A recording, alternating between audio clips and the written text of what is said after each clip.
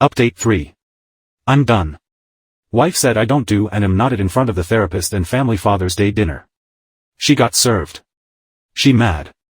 She is trying to act perfect and I'm just waiting while taking care of my family, kids, my mom, and MIL. Oh well, I'll just ruin everyone else's life too in my family. Secondly, to clear some confusion. I did not get 2 bachelors and a master's while working 2 jobs at the same time as some readers are assuming. Bachelor's number 1 graduated in the early 2000s. Bachelor's number 2 via online years, 2 classes a semester, later while working 2 full-time jobs, job number 1 hospital 36-48 schedule, job number 2 big box store 32 to 40 hours spread out 7 days a week, to pay for both my and my wife's tuition because she decided to go back to school before we had kids.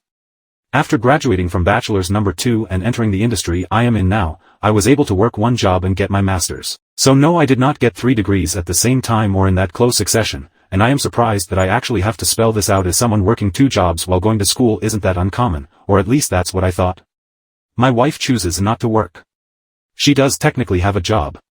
She just barely works it to the point we forget she has a job, as in she worked 1 day 4 to 5 months ago for 8 hours on a Tuesday, kind of barely works. Her job and manager is really supportive, flex PRN model, and gives her a list of days they need coverage and she can choose to pick up a shift or not. While she can work more and only does just enough to keep up her license, she complains to our family of her career being on hold for one reason or the other, although she has the opportunity to work more if she opted to. All things considered, she has an available supportive circle around her for either decision she falls on. Our family, her job, and I have made multiple offers and taken many steps to open that door for her to go back to work, e.g.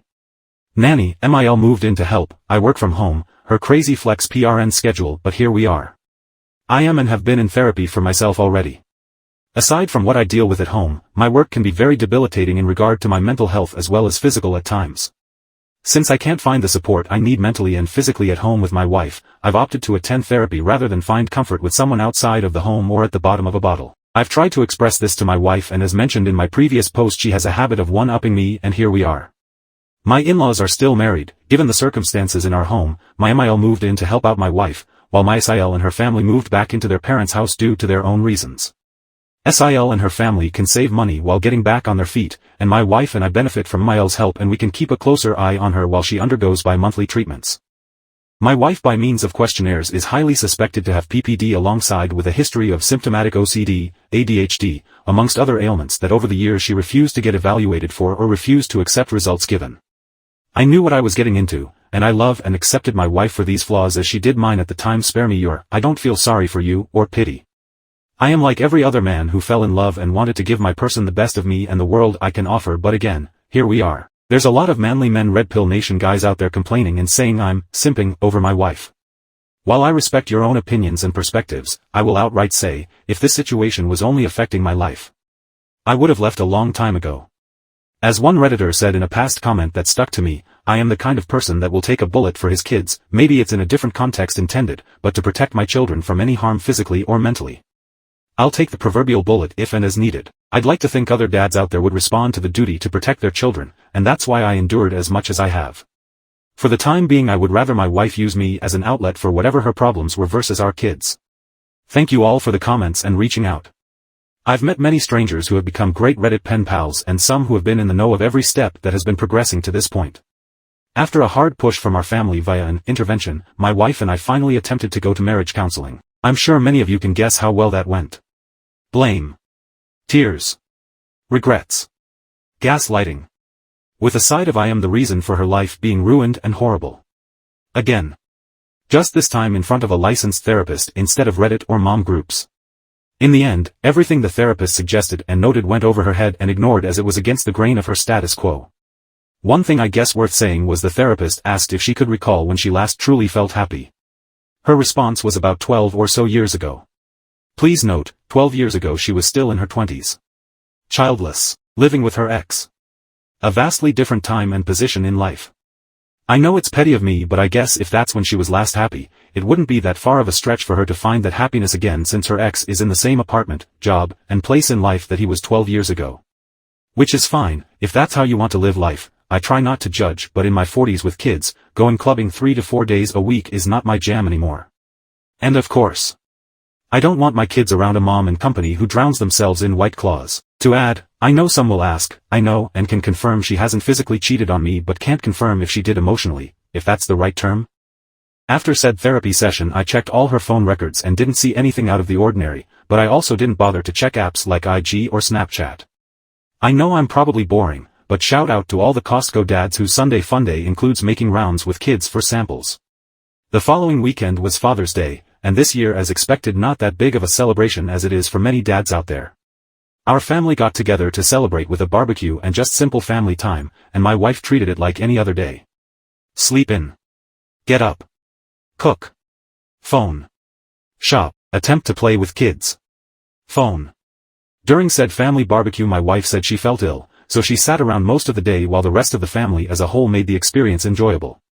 When everything was set up and the family all sat at the table, her parents and sister's family, my mother, our kids, admittingly it was a great spread, nothing extravagant but just a great meal for everyone. I was conversing with my brother-in-law about both of our kids' school Father's Day activities, and I assume my wife overheard when I mentioned that it was a little sad to see some kids sit alone without their fathers during the breakfast with dad event I attended. She blurted out with a laugh loud enough for the whole room to hear, "It's not like you do anything anyway, I could have gone instead." At that moment I was red and at a loss for words sitting there processing what she said in my head, while the dining room went dead silent. My MIL broke the awkwardness and in response said, "Well maybe if you feel that way, one of you should divorce the other."